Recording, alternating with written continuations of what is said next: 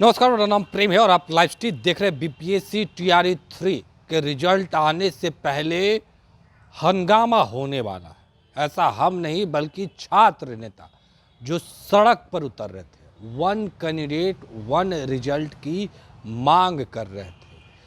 उसके बाद छात्रों पर लाठी भी चली है। पर अब बड़े बड़े नेता समर्थन में उतर गए और कह रहे हैं कि जो अभ्यर्थी मांग कर रहे हैं वो मांग जायज है। हम लोग अभ्यर्थियों के साथ खड़े हैं। देखिए, पिछले दिनों जो छात्र नेता हैं वो भी सड़क पर उतरे, जो अभ्यर्थी है वो भी सड़क पर उतरे और वन कैंडिडेट वन रिजल्ट की मांग कर रहे थे। देखिए, आयोग के द्वारा किस तरीके से टीआरई 1 टीआरई 2 का जो प्रक्रिया है उसको पूर्ण कर लिया गया था। उस समय उप मुख्यमंत्री तेजस्वी यादव थे।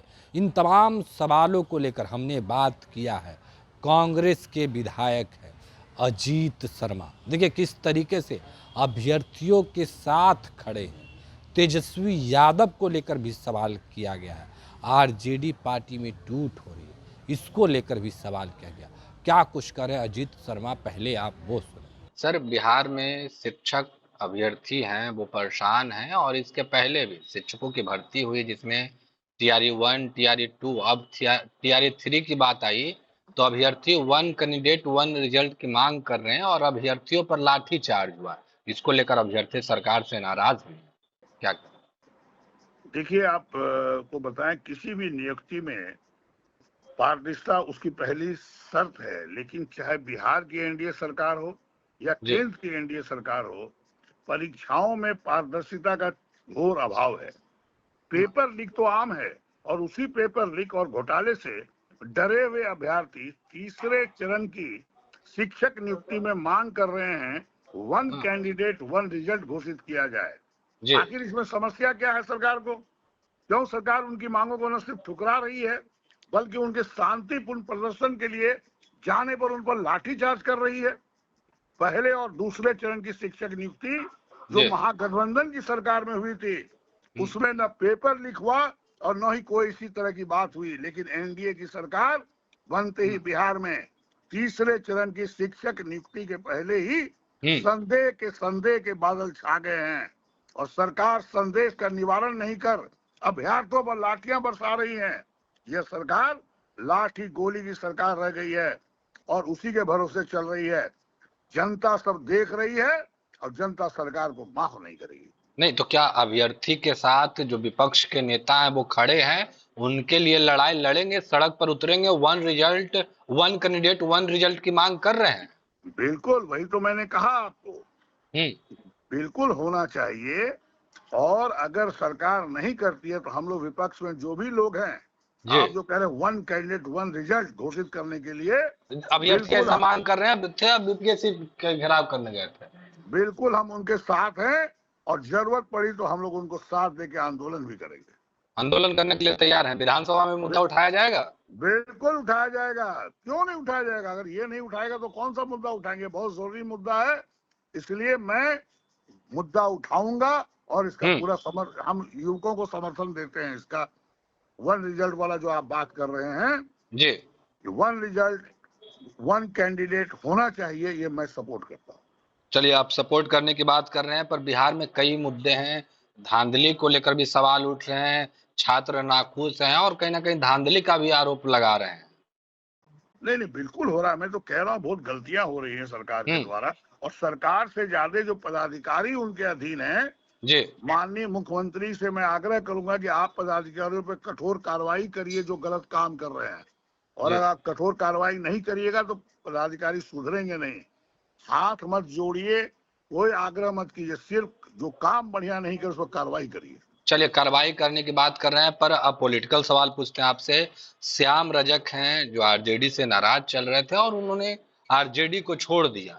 अब जो लोग हैं वो कह रहे हैं कि तेजस्वी को झटके लगने शुरू हो गए हैं। सर, ऐसा कुछ नहीं है। देखिए, पूरे देश में जी लोकतंत्र में जिसको जहां अच्छा लगता है वहां जाते हैं, जी अपने अपना फायदा देखते हैं। हम्म। ये किसी को झटका लग रही? पूरे देश में आप इतिहास ले लीजिए, भारतीय जनता पार्टी ने कितने लोगों को, कांग्रेस हो या किसी, कितने लोगों को अपने पार्टी में मिलाया है।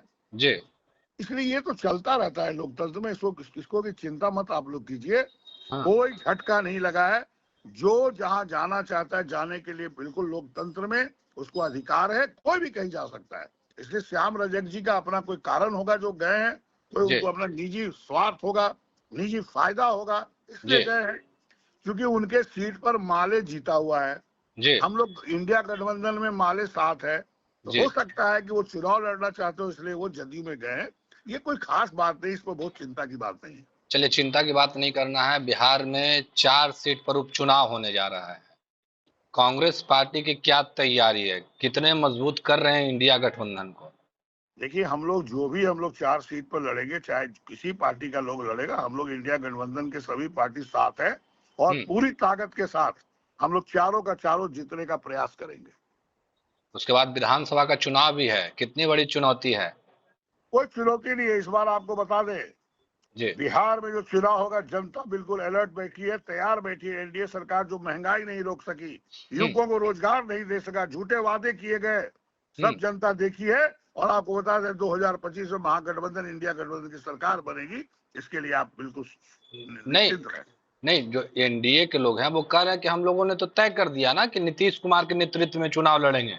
वो बताए ना, तेजस्वी यादव को क्या आप लोग नेतृत्व मानते हैं? तेजस्वी यादव के नेतृत्व में चुनाव लड़ेंगे। सर, वो नेतृत्व, देखिए, जनता को नेतृत्व नहीं चाहिए, जनता को चाहिए उसका काम। चाहे वो महंगाई रोकने की बात हो, युवकों को रोजगार देने की बात हो, वृद्धा पेंशन, विधवा पेंशन समय पर सबको मिलना चाहिए। जो जी आदरणीय राहुल गांधी ने बोला है महिलाओं को प्रत्येक वर्ष पैसा देंगे, वो देने की बात हो।